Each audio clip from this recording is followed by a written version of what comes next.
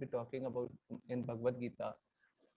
For further association, I request you to join a Bhakti Vriksha group.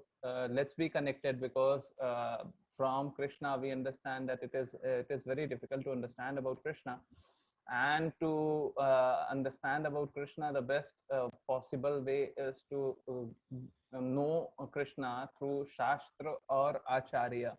Now, Acharya for us is Srila Prabhupada and his disciples. They have taught us, and I have tried in these 18 days just to speak what he said. Now, today's chapter is very, very long, so you all have to be patient, right? You have to have patience for today's chapter. But today's chapter is very enriching, so you would understand a lot. Now, I am using two slides to make you all understand completely what is there in today's chapter. So, there is a flow of information in today's chapter 8.1 to 8.12. 8.12 would talk about freedom from bondage through yoga. So, let's start. Today, again, we would be going the way we have learned in past 2 days. Today, we have many shlokas. So we have 78 shlokas, and we would complete everything. We would cover everything. So don't worry on that front. Just that you have to be patient. You need to have patience. And let's start. Freedom from bondage through karma yoga. So this is the chapter number 18, the conclusion, the perfection of renunciation. So first few shlokas are the conversation which starts this chapter, wherein Arjuna says, "O mighty armed one, I wish to understand the purpose of renunciation, tyaga, and of the renounce order of the life, sannyasa, O killer of K.C. Demon, master of senses." So Krishna is known through many names. This is one of the names, killer of K.C. Demon. And master of senses is always Krishna. The Supreme Personality of Godhead said, Arjuna asked this question to understand renunciation of work and renounce order of life, right? Supreme Personality of Godhead said the giving up of activities that are based on the material desire is what great learned men call the renounce order of life, or sannyasa, and giving up the result of all activities is what the wise call renunciation, tyaga. Some learned men declare that all kind of fruitive activities should be given up as faulty, yet other sages maintain that the act of sacrifice, charity, and penance should never be abandoned. So there are thoughts in the society. Oh, best of Bharatas, now hear my judgment. Now hear my judgment about renunciation, or tiger among men. Renunciation is declared in the scriptures to be of three kinds: act of sacrifice, charity, and penance are not to be given up. They must be performed. Indeed, sacrifice, charity, and penance purify even the great souls. So Krishna says that we should do this. All the activities should be performed without attachment or any expectation of result. Now this is very significant and important. All the activities should be performed without any attachment or expectation of result, right? They should be performed as a matter of duty, O son of Pritha. That is my final opinion. Prescribed duty should never be renounced. Prescribed duty should never be denounced. Now this is very, very important. If one gives up the prescribed duty because of illusion, such as renunciation, is said to be in the mode of ignorance. Anyone who gives up prescribed duties as troublesome or out of fear of bodily discomfort is said to have renounced the order. Renounce in the mode of passion, such action never leads to the elevation of renunciation. O Arjuna, when one performs his prescribed duty only because it ought to be done, and renounces all material association and the attachment to the fruit, his renunciation is said to be in the mode of goodness. The intelligent renounce, situated in the mode of goodness, neither hateful of inauspicious work nor attached to the auspicious work, has no doubt about work. Indeed, it is indeed impossible for the embodied being to give up all activities, but he who renounces the fruit of the action is called to be truly renounce. Now, Krishna says this is very, very important. This is indeed impossible for the embodied being to give up all activities, right? Uh, for one who has not renounced the threefold fruits of action, desirable, undesirable, and mixed, accrue after death, because those who are in the renounce order of life have no such result to suffer or enjoy.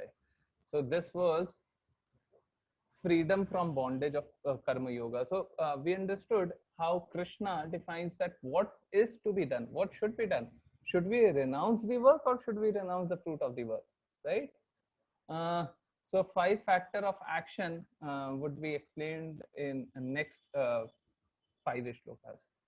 So Krishna says, "O mighty Arjuna, according to the Vedanta, there are five causes of accomplishment of all action. Now learn of these from me. The place of action, body is the place of action. The performer, various senses, the many kinds of endeavor, and ultimately the super soul.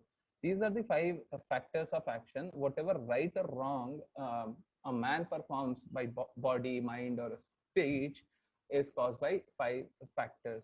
Therefore, one who thinks himself only doer, not considering the five factors, is certainly not very intelligent and therefore cannot see things they are as they are.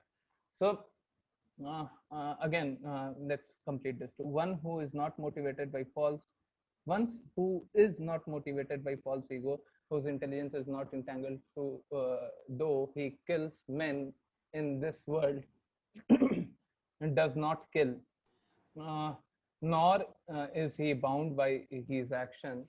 Uh, so, what is this? This is 17, yes. So, this tells us about. Where did I miss? Yeah. So this tells us about often we think that we are the doer, we do things, right? But there are five things which perform action. What are those? The place of action, which is the body, the performer, the various senses, the many kinds of endeavor, and ultimately the super soul. So even if we complete our work with all these four things, if the super soul, Krishna is not with us, the work would not be done, right? So we falsely think that we do work. No, we don't. Krishna makes us do work. That is the right way of looking at it, right? Three modes control everything. Now we have known about three modes of material nature and we have dealt about in detail, right? So again, we would be knowing in further detail what are the three modes of action, and we would know it from 18 to 14. So again, you are not admitting people. Sridharan, please admit people. I have to admit everyone. So 3.18 is knowledge. The object of knowledge and the knower are threefold of action. Three factors that motivate action: the senses, the work, and the doer are three constituents of action. What are um, knowledge, object of knowledge, and the knower are the three factors that motivate action, right? And the senses, the work, and the doer are the three constituent of action. So nothing much you all should understand from this. Now, according to the three different modes of material nature, uh, there are three kinds of knowledge, action, and performance of action. Now, here of them from me. That knowledge by which one undivided spiritual nature is seen by all living entities, though they are divided into innumerable forms, you should understand to be in the mode of goodness. So this is about mode of goodness, right? That knowledge by which one sees that every different body, there are different types of living entity. Uh, How do people in mode of goodness see? Undivided spiritual nature is seen in all living entities. Like Krishna is there in all living entities. Simply put, right? Krishna is there in all living entities. So that is mode of goodness. Um, One who sees uh, different body in different type of living entities, they are in the mode of passion, and the knowledge by which one is attached to one's work in all without knowledge of the truth, and which is very meager, is said to be in the mode of darkness. Again, that action which is regulated and which is performed without attachment, which is regulated and performed without attachment, without love or and hatred, and without desire of fruitive result, is said to be in the mode of goodness. But action performed with a great effort by one seeking to gratify his senses and enactment from the sense of false ego is called to be in the mode of passion. That action performed in the illusion and disregard of the scriptural injunction. So, what does mode of ignorance people do? Those who are in the mode of ignorance, they do what is not said in the scriptures. What we do not understand in scriptures, what is not allowed in scriptures, mode of ignorance people do only that. Mode of goodness people do what it is there in the scripture. They follow scripture, right? They follow what is there in the scripture, and they would do only that. And those who are in the mode of passion, they would go somewhere in middle. Their only objective is to get fruitive result, and gratify sense and get fruitive result. Yes. So yes, one who performs his duty without association with the three modes of material nature, without false ego, with great determination and enthusiasm, and without wavering, his success or failure is said to be worker in the mode of goodness. So we should not be perturbed by failure or success, right? We should be unwavered towards that, right? We should be determined and enthusiastic towards work, and that is mode of goodness. The worker who is attached, I told you, na, fruitive work. The worker who is attached to work and his fruits of work, desiring to enjoy the fruits of work, who is greedy, always envious, impure, and moved by joy and sorrow, is said to be in the mode of passion. A worker who is always engaged in work against the injunction of the scripture, who is materialistic, uh, obstinate, cheating, and expert in insulting others, and who is lazy, always morose, and procrastinating, is said to be in the to be a worker in the mode of ignorance. Oh, so we understood what is mode of goodness, passion, and ignorance from Krishna himself, right? So Krishna explains it very, very beautifully. Those who are in the mode of goodness would do what is written in the scripture. Those who are in the mode of ignorance would do against what is written in the scripture, right? Mode of passion people would only be focused upon fruitive result, gratifying senses, right? So what is gratifying senses? Gratifying senses is satisfying our own senses, doing it for our own pleasure, doing it for the pleasure of our eyes, our ears, our nose, our tongue, right? So yes. Now Krishna says, "O winner of wealth, now please listen as I tell you in detail the different kind of understanding and determination according to the three modes of material nature, O son of Pritha. That understanding by which one knows what ought to be done and what ought not to be done, what is to be feared and what is not to be feared, what is binding and what is liberating is the mode of goodness." So mode of goodness explains to us what is to be done, what is not to be done, what is to be feared, what is not to be feared, what is binding and what is liberating. Mode of goodness tells us that. O son of Pritha, that understanding which cannot distinguish between religion and irreligion, between action that should be done and action that should not be done, is in the mode of passion. So one which cannot distinguish between religion and irreligion, between action and what is not to be done, is in the mode of passion. Again, Krishna says that that understanding which consider irreligion to be religion and religion to be irreligion, So they just think opposite. uh, that understanding which considers irreligion to be religion and religion to be irreligion under the spell of illusion and darkness, and strives always in the wrong direction, O Partha, is said to be in the mode of ignorance. Yes, O son of Pritha, that determination which is unshakable, unbreakable, which is sustained with steadfastness by yoga practice, and which thus controls the activities of mind, life, and senses, is determined by the mode of goodness. Uh, so, what is determined by mode of goodness?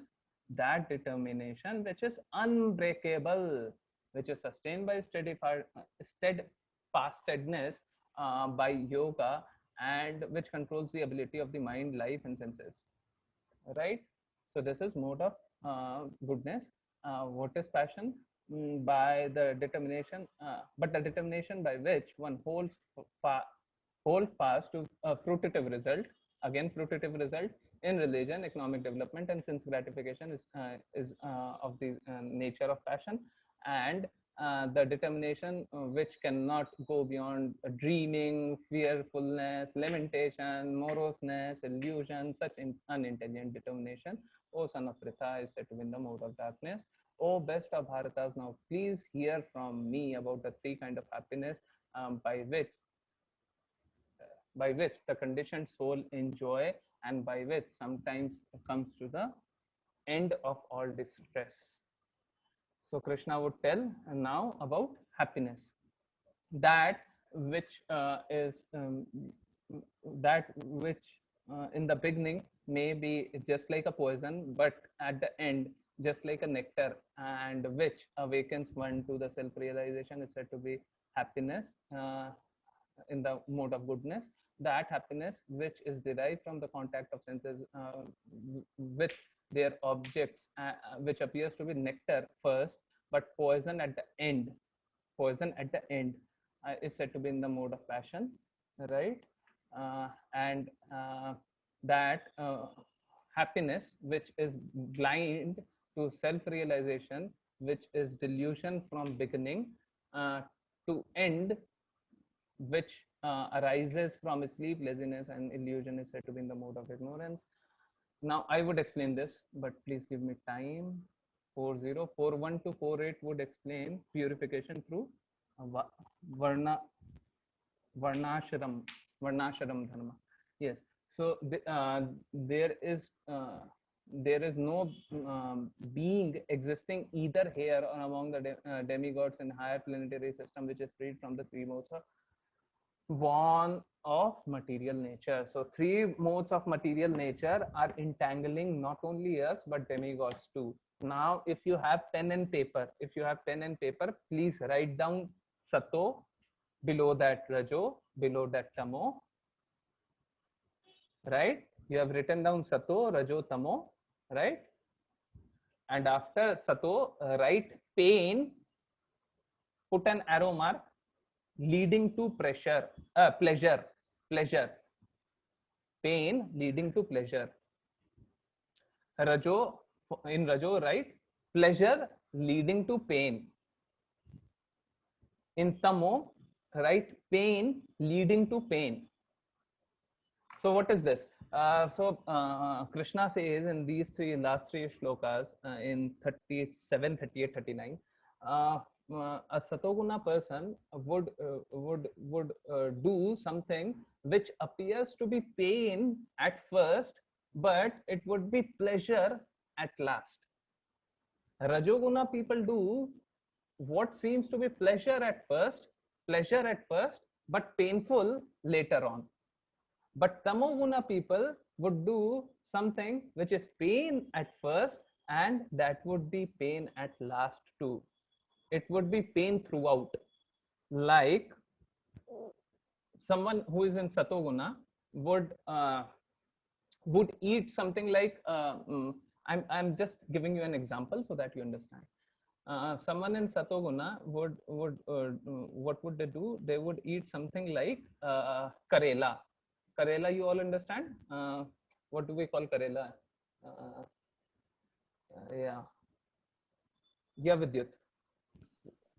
What do we call Karela Can in you English? repeat it, sir? What? Can you repeat it, sir? Yeah, Karela, Karela. Karela in English is Sir, not that. You said right, Sato Raju Tamu. That one. yeah. So bitter gourd, bitter gourd. So yes. Karela. I'm repeating. Karela is bitter. Is very uh, is tastes really bad, right? So we don't find it happy when we are eating it, but that is very healthy for us.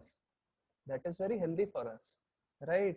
Like neem is very tastes really bad, but that is very healthy.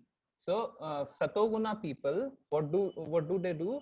They do what appears to be pain at first, pain which would lead to, please write down, which would lead to pleasure later on. Pain at first leading to pleasure. Now, what would Rajoguna person would do? Rajoguna person would eat burger, right? Burger would appear to be tasty, but when it would go in the stomach, it would it would be very unhealthy, right? It would be pleasure at first. When we see, we would be really happy, pleasure, but when we eat, it would be very painful, right? It would not be healthy for us. Uh, Please do not chat. I'm disabling the chat. Yeah. So what would a tamoguna person would do? Tamoguna person would feel pain at first and pain later on. But despite that, because they are in mode of ignorance, they do not understand. They do not understand this is painful. Like any bad habit that they are doing, any bad thing that they are doing, maybe like smoking, right? Smoking is not good. Smoking does not make anyone happy, right? Smoking is bad at the start, bad at end too, because when it would go in your heart, that would do bad only, right? And when you are smoking, that too is never doing any good. You are feeling sadistic pleasure. It's not pleasure, it's sadistic pleasure. You feel that you are happy, but you are not. This is not doing good to anything, right? So that is the kind of understanding that we have now. There is division among the classes of people, but that division is not based upon the birth, but upon the karma, upon the work that we all do. So Krishna would tell about the different kind of people that is there in the society, and according to the work that they are doing, uh, different works are prescribed. Brahmana, Kshatriya, Vaishya, and Shudra are distinguished by the qualities born of their own nature in accordance to the material modes. O chastiser of uh, just a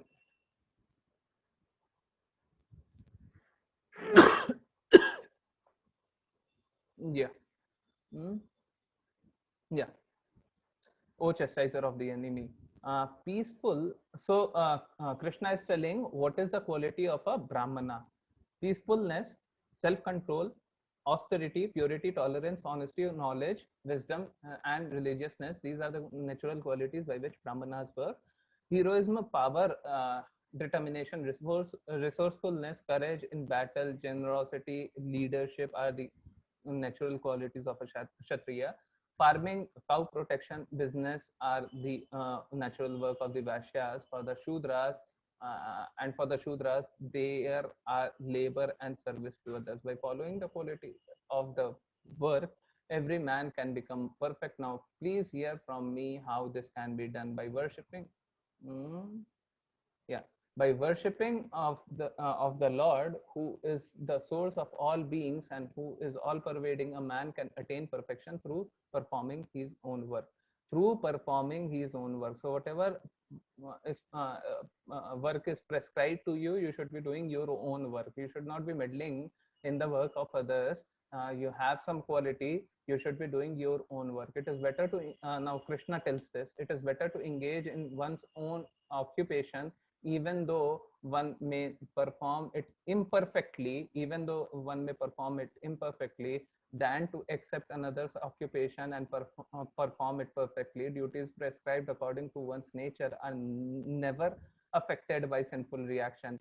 Every endeavor is covered by some fault, just as fire is covered by smoke. Therefore, one should not give up the work born of his nature, O son of Kunti, even if such work is full of fault. So, Bhagavad Gita, what does Bhagavad Gita talk about? Bhagavad Gita talks about the fact that we all should do our work. Arjuna was asking at the start of the chapter. Now it looks a long time back when we started the chapter, right? Arjuna was asking. What was Arjuna asking? Karma sannyasa. Is it okay to do karma sannyasa? Is it okay if I don't work? Right? Arjuna wanted Krishna to speak on that, and Krishna, being so merciful, not only told that, Krishna told us everything. What is the qualities of Brahmana, Kshatriya, Vaishya, Shudra, how we should be doing our work, and even if we are not perfect, we should be doing our own work only, right? So from 18.49 to 18.55, we would understand Brahman platform, which is the confidential knowledge. One who is self-controlled and unattached, and who disregards all material enjoyment, can obtain by practice of renunciation the highest perfect stage of freedom from reaction. O son of Kunti, learn from me how one who has achieved this perfection can attain to the supreme perfection, Brahman, the stage of highest knowledge, by acting in the way I shall now summarize. Please hear this carefully. Being purified by his intelligence and controlling the mind with determination, giving up the object of sense gratification, being freed from the attachment and hatred, one who lives in a secluded place, who eats little, who controls his body, mind, and powers of his speech, who is always in trance, who is detached, free from false ego, false strength, false pride, lust, anger, and acceptance of material things, free from proprietorship, thinking everything to be mine, right? And peaceful, such person is certainly elevated to the position of self realization. So, if you want to achieve the position of self realization, this is mentioned here. One who thus transcendentally situated at once realizes the supreme Brahman. How can we realize supreme Brahman? How can we realize Krishna? Through this, and becomes fully joyful. He never laments or desires to have anything. He is equally disposed towards every living entity. In that state, he attains pure devotional service unto me. One can understand me as I am, as the Supreme Personality of Godhead, only by devotional service. This is very, very important. One can understand me as I am, as the Supreme Personality of Godhead, only by devotional service.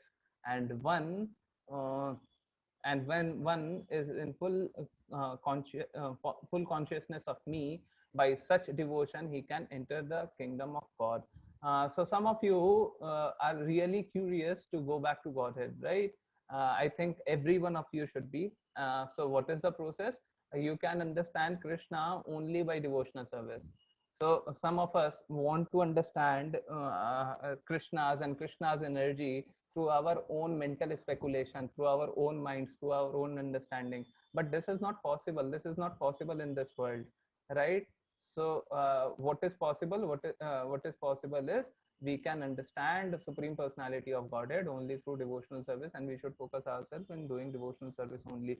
Now Krishna would tell in 18.56 to 18.66, these 11 shloka would tell us about acting in Krishna consciousness.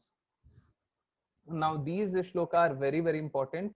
18.56 to 18.66, and thereafter conclusion 2 is very important. So now you should have rapt attention, very, very focused attention. So 18.56 says, though engage in all kind of activity, my pure devotee under my protection reaches the eternal and imperishable abode by my grace.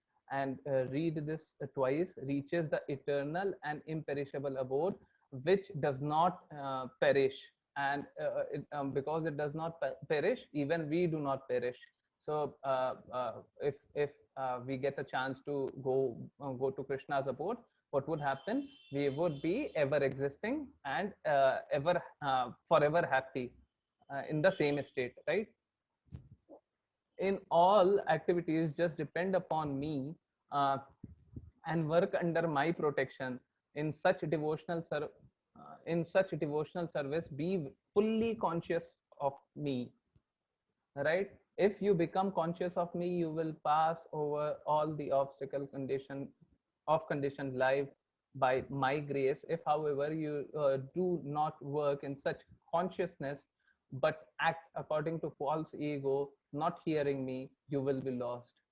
Krishna says this very clearly, that there are two choices: either you act by false ego, which we all have, right? Sometimes it becomes very very prominent, sometimes we try to placate it, we try to shut it down, right? So this false ego should never come, and if we have this false ego, we would be lost, we would not be able to do devotional service, we would not be able to reach out to Krishna. Yes, if you are not act if you do not act according to my direction, do not fight, then you will be falsely directed by your nature. You will have to be engaged in the uh, you will have to be engaged in the warfare. So Krishna says that because you are Kshatriya, and I have told you what are the dharma of Kshatriya, right? You should do Kshatriya. It is your nature to be engaged in warfare. And if you do not go by my direction, you will be falsely directed. If you do not understand Krishna's word, we would definitely be disillusioned, right? Under illusion, you are now declining to act according to my direction.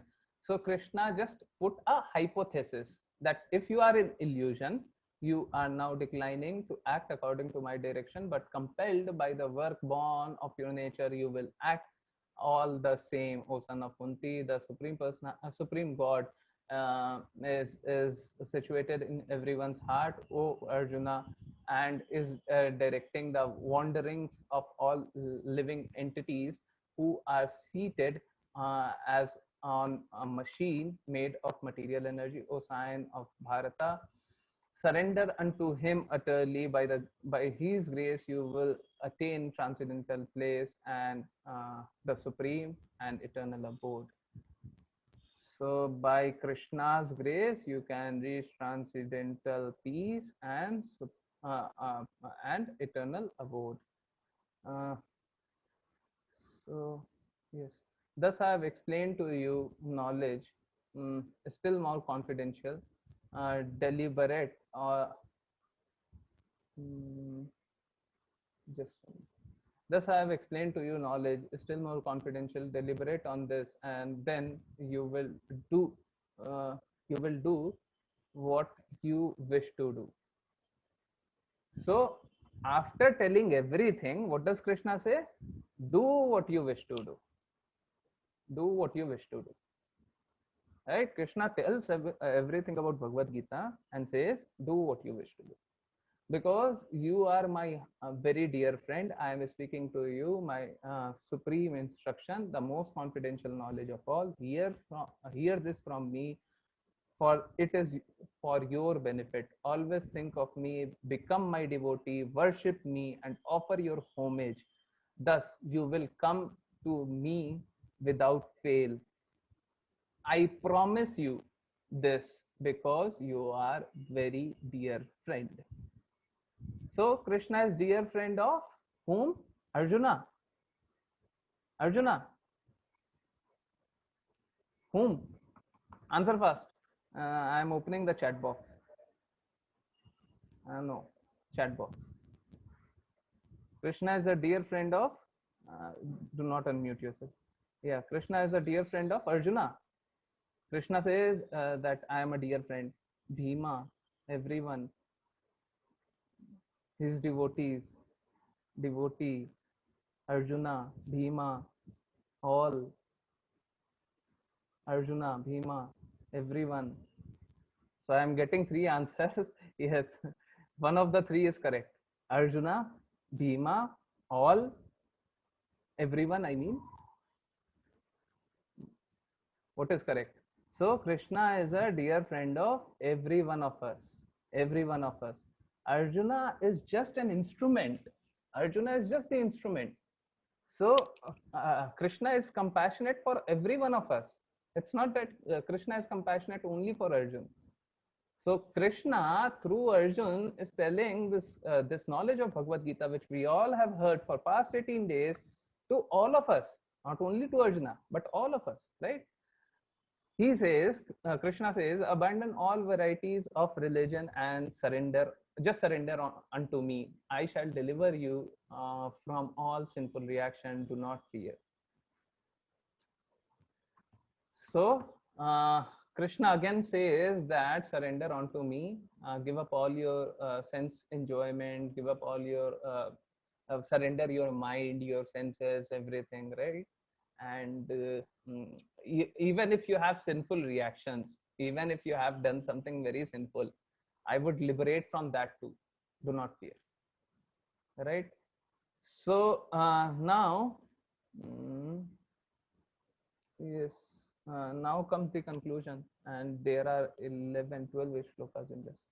So, this confidential knowledge may never be explained to those who are not austere or devoted or engaged in devotional service, nor to one who is envious of me. So, these people are not qualified to know about Krishna. Who are they?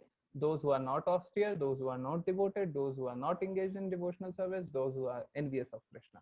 For one who explains this supreme secret to his devotees, pure devotional service is guaranteed, and at the end he will come back to me.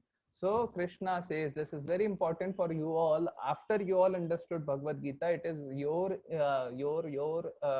uh, uh, uh, um, this is your duty that you explain this information, maybe by connecting more people. Like you may have friend, you ask them to join Bhagavad Gita classes, or you directly talk about Krishna to them, right? What does Krishna says? For one who explain the supreme secret. What secret? The secret which is explained in Bhagavad Gita to devotees, to the devotees, pure devotional service is guaranteed. So if we are doing this, if I am able to do this in right manner, right, then devotional service is guaranteed. So I have done some devotional service, and like you know, this account is only a plus plus account. This is not a minus account. You cannot withdraw anything from this. Once some money is deposited, it would stay forever. So if you have done some devotional service, it would stay with you forever. And and at the end he will come back to me. If you are doing very good devotional service, you get an opportunity to go back to Krishna. There is no servant in this world more dear to me than he, nor there will ever be more dear. There is no servant. There is no servant in this world more dear to me than he, nor will there ever be more dear. So, who is the most dearest servant of Krishna? Those who talk about Krishna, those who preach about Krishna, those who explain to people about Krishna. And I declare that he who studies the sacred conversation of our worships, conversation of ours, worship me by his intelligence. So all of you have been worshipping Krishna through your intelligence by hearing to Bhagavad Gita for so many days. And one who listens with faith, so you all must be hearing this with faith, without enviousness, without envy, becomes free from sinful reaction and attain to the auspicious planets where the pious dwell. O son of Pritha, O conqueror of wealth, have you heard this with an attentive mind? And are your ignorance and illusions now dispelled? Now, suppose there is something I want to explain you. I want to explain to you something, right? After I explain to you everything, what would I do? Okay, I have told all these things, but did you understand? So Krishna is asking in the similar way, I have explained, so did you understand? Now Arjuna says, my dear Krishna, oh infallible one, my illusions is now gone. I have regained my memory by your mercy. I am now firm and free from doubt, and I am prepared to act according to your instructions, Sanjaya said. Now comes Sanjaya. Sanjaya, who has been saying this Bhagavad Gita, right? Uh, who has been saying this about Bhagavad Gita to Dhritarashtra. Yes, so Sanjaya says, thus I have heard the conversation of two great souls, Krishna and Arjuna, and so wonderful is that message that my hair is standing on the ends. What happened? We get goosebumps, na? We get goosebumps when we are not able to comprehend what we just experienced, right? So Sanjaya had a similar feeling, and he says that my hair is standing on the ends, and by the mercy of Vyasa, I have heard these most confidential talks directly from the master of all mysticism, Krishna, who is speaking personally to Arjuna. O king, as I repeatedly recall this wondrous and holy dialogue between Krishna and Arjuna, I take pleasure being thrilled at every moment. O king, as I remember the wonderful form of Krishna, I am struck with wonder more and more, and I rejoice again and again. So, what does this is the one of the most famous shlokas of Bhagavad Gita, the last shloka, and this is something that we all should remember. I would ask you all to chant too when we are doing our presentation, right? Wherever there is Krishna, wherever there is Krishna, O master of the master of all mystics, and wherever there is Arjuna, the supreme archer, wherever there is Krishna and wherever there is Arjuna, there is always certainly the opulence, victory, extraordinary power, and morality. That is my opinion. Whose opinion? Sanjaya. What would there be? Opulence, victory, extraordinary power, morality. Right? So Sanjaya declares at the end of the Bhagavad Gita, Sanjaya declares that victory is guaranteed of Krishna. Sanjaya was talking to his king and he said, sorry king, you are going to be losing. There is no chance. Krishna is there. There is no chance. Arjuna is there. There is no chance. Right? So let's start with our presentation, right? Uh, so those who have joined late, I just told at the starting of the session that this is a very, very long chapter and we might continue till 6:15.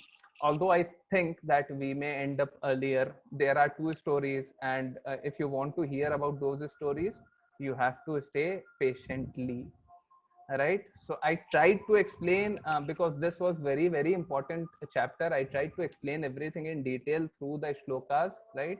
So that we understand it in complete detail. So this is Moksha Sannyasa Yoga, the perfect renunciation. 18.55 says, one can understand me as I am, as the supreme personality of Godhead, only by the devotional service. And when one is in full consciousness of me by devotion, he can enter the kingdom of God. Right? So this was one. Where is your ticket? He shows the ticket. So if you want to reach out to Krishna, we need to have ticket. What is that ticket? The devotional service. Same way, we need the ticket of bhakti to enter the abode of Krishna. Like so 18.58 says, if you become conscious of me, you will pass over all the obstacles of conditioned life by my grace. If however you do not work in such consciousness, but act through false ego, not hearing me, you will be lost. So Krishna says this clearly that so Krishna is coming. This photo I believe you all have seen earlier too. This is Garuda. On Garuda, Krishna is sitting, and see how merciful Krishna is there. If there is some king sitting, imagine any king sitting anywhere, he would be sitting upright, right? He would be sitting tight, right? Look at how Krishna is there. Krishna is falling all down just to pick you up, right? So this is the mood of Krishna. Krishna is very, very merciful at all times. The Supreme Lord is situated in everyone's heart, O Arjuna, and is directing the wandering of all living entities who are seated as on a machine made of material energy, right? So Krishna is situated in him, in everyone, right? So we have understood about Gajendra Maharaj. Gajendra Maharaj was a pure devotee in his earlier life. After that, he was made an elephant, and one day he was going to take bath through with all his family, right? She elephant, his sons, daughter, everyone. And suddenly he went to this river and he was bathing, and he did not see any crocodile out there, but suddenly a crocodile came and he started to fight. After struggling to fight for some time, he understood that okay, I know I would never be able to fight this crocodile, because crocodiles jaws are very strong, very, very strong. Once they entangle anyone, it's very, very difficult to come out of it. So he understood that I would never be able to get out of it, and thereby because he was a pure devotee of Krishna, he still remembered how to do devotional service. So then and there itself, this Gajendra Maharaj did devotional service to Krishna, and Krishna personally came to save him, right? So Krishna comes directly, and look at Garuda. Garuda is joining hands to do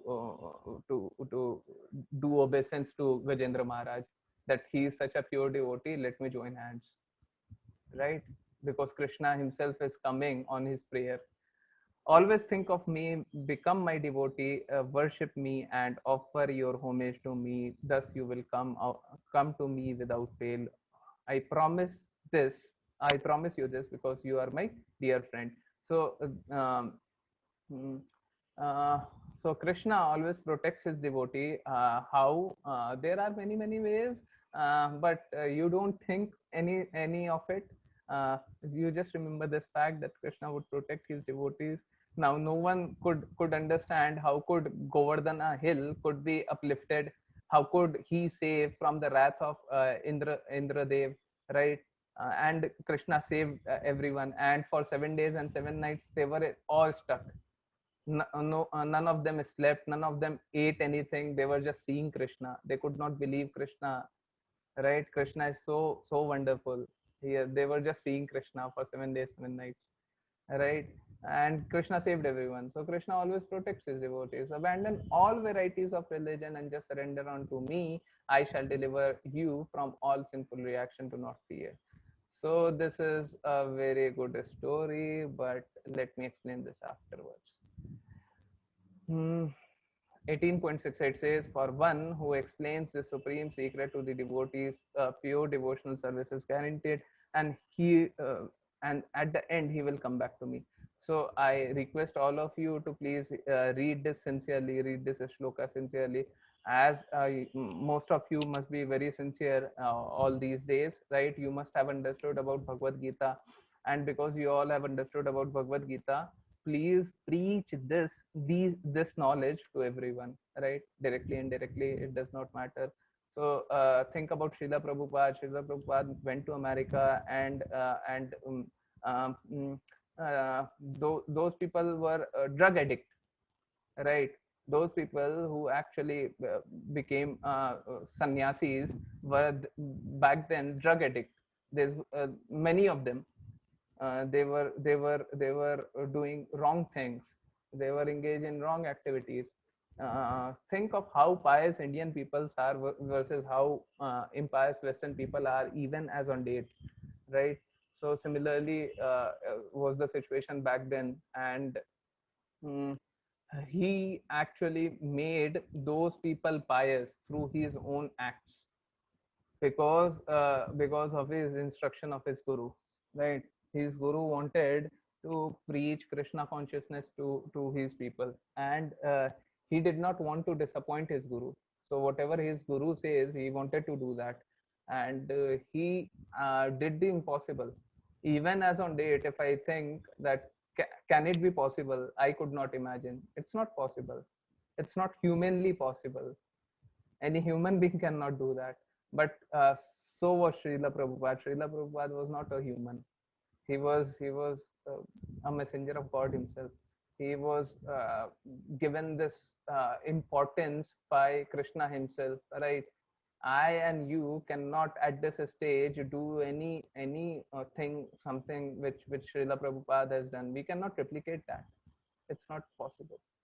But yeah, if Krishna gives us that that strength, because Krishna is all strong, if Krishna gives us that strength, we all can, right?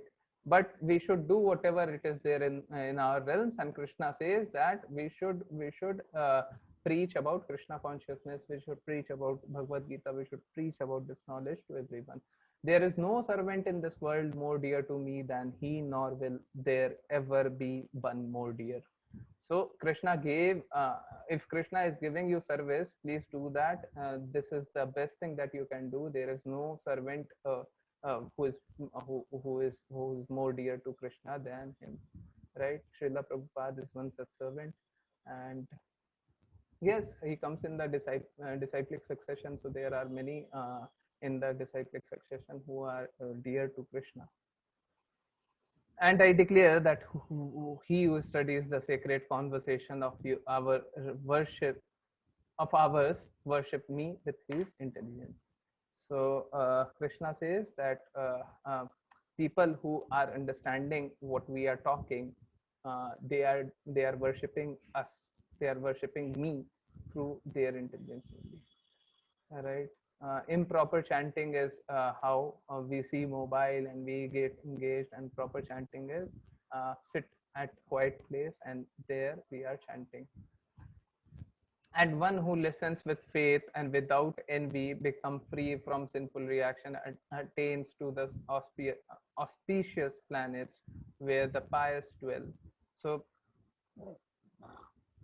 those people who listens with faith and proper attention without enviousness, uh, they get free from reaction, right? So we all do some sinful activities at times. We all do. Suppose I am just walking and I am very pious.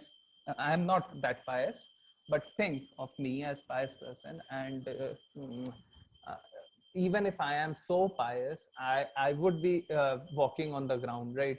I might kill some insect, or maybe some ant which might be running on the ground itself, right? I might kill.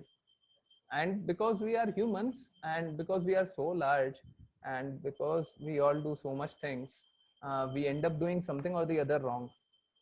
So sinful activities are a part of our life, although we should try to minimize it to zero.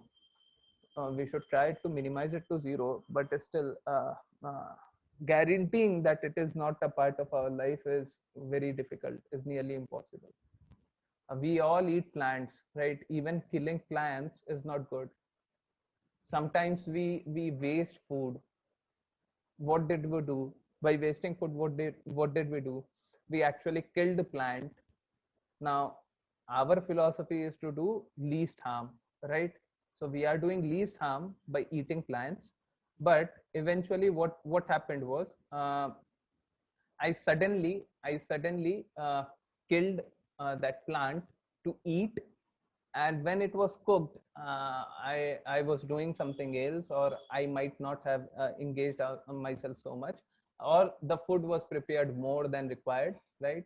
And after then that it went bad and I did not eat. What actually happened was, I killed that plant, I did injustice, and thereafter I did not eat.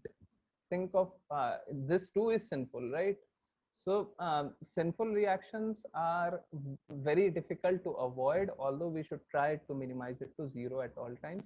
But if we are doing our devotional service with faith, without enviousness, we get freed from these sinful reactions too and attain the auspicious planets where pious live. Now, this is again one good story about Sukhdev Goswami. I would be explaining it after the class. So Sukhdev Goswami listened to Srimad Bhagavatam from the Shiva as a parrot and was liberated. So this, I think I should explain this story. There was one more story, right? Okay, Nitai. Right.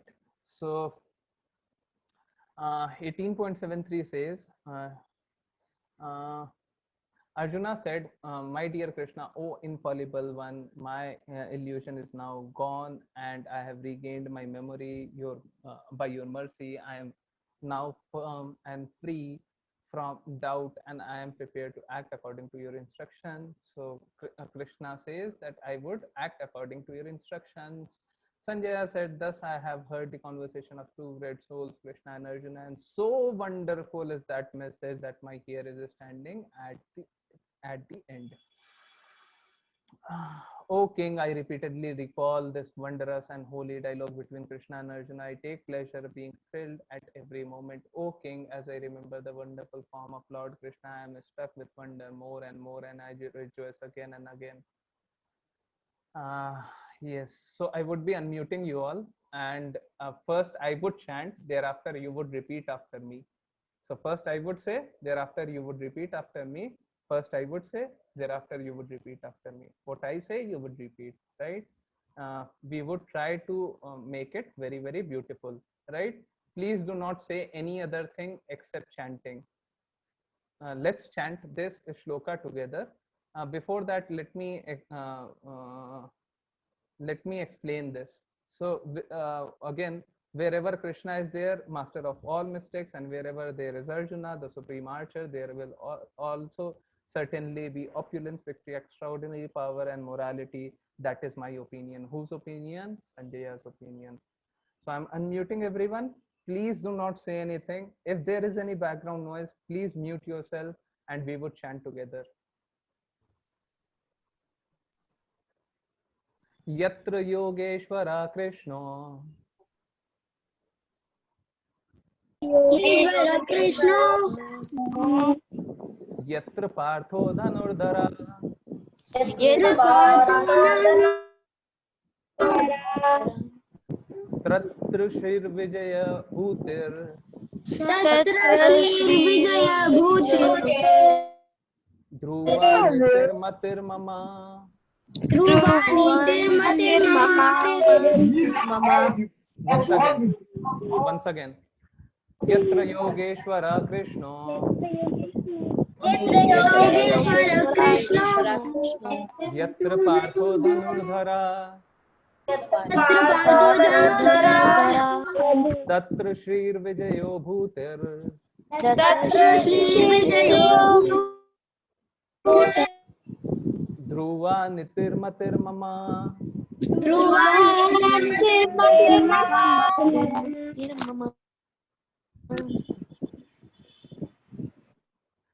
Hare Krishna. Thank you everyone for chanting. So again, I am repeating the meaning. Wherever there is Krishna, the master of all mysticism, wherever there is Arjuna, the master, the supreme archer, there will always be opulence, victory, extraordinary power, and morality. Opulence, victory, extraordinary power, and morality. That is my opinion. Right? So, congratulations everyone. We completed Bhagavad Gita, chapter 18, right? We completed all the chapters, and hereafter I would be telling you about two stories. I believe you all want to hear about the stories, right? It's only 6 p.m. I would take another 15 minutes to tell about the stories, right?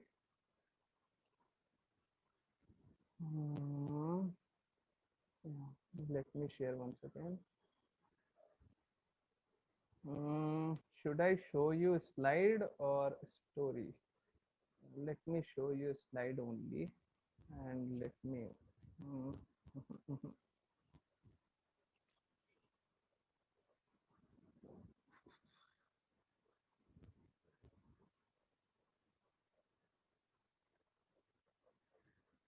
So you all can see the story, right?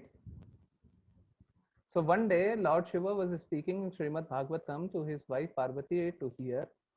So Shiva is a pure devotee of Krishna, and he chants Krishna's name all the time. So he was talking about Srimad Bhagavatam to his wife Parvati. As Shiva spoke in deep rapture, Shiva was very compassionate, right? Parvati herself was not so attentive and began to slumber, right? So she was feeling sleepy. Parvati was feeling sleepy. The parrot, however, was sitting nearby, and he appeared to be listening to Lord Shiva as he spoke. Right? Suddenly, Shiva could see that Parvati had not been listening. Okay, after his speaking everything, Shiva felt that okay, Parvati was not even listening. I was speaking so much. Then he understood that the parrot had seemed to have taken it all in. So parrot has this ability to hear and repeat. So whatever they would hear, they would repeat, right? So parrot had heard everything Shiva was speaking. Shiva began to reflect that this ignorant bird had heard the Bhagavatam but would simply repeat it, as parrots are prone to do, and thus make a mockery of the great message of Bhagavatam. So Shiva did not wanted this message of Bhagavatam to be spoken and made fun of, because parrots speak just in a way, right? And people make fun of parrots. Parrots are not taken seriously. So Shiva thus decided to terminate the parrot. Shiva wanted, let me kill this parrot. At which time the bird took flight in great fear with Shiva's hasty pursuit. Now, if Shiva is angry, anyone could make it, right? So the parrot was able to understand that this Shiva is really very angry, and let me uh, run for my life, right? The chase was on, and the parrot soon reached the ashram of Vyasadeva. So parrot ran faster so that he could escape Shiva. And Vyasadeva was there, so he ran to the ashram of Vyasadeva, where he flew into the mouth of Vatika. Now Vatika was Vyasadeva's wife, entering her womb. So parrot was able to enter the womb of Vyasadeva's wife, and the parrot was now safe. So for 16 years, the parrot stayed within the womb of Vatika, and then took birth as Sukadeva, right, the son of Vyasa, and eventually as the speaker of Bhagavatam to Maharaj Parikshit. So Sukadev Goswami spoke this Bhagavatam to Parikshit Maharaj. Parikshit Maharaj was about to die. Parikshit Maharaj was about to die, and when he came to know that he was about to die, Sukhdev Goswami spoke Bhagavatam to him. The same bird, in the form of a boy. He was 16 years old then. He spoke Bhagavatam to him when Parikshit Maharaj knew that in 7 days I am going to die. So everyone in his subjects sat together, and Parikshit Maharaj was hearing about Srimad Bhagavatam from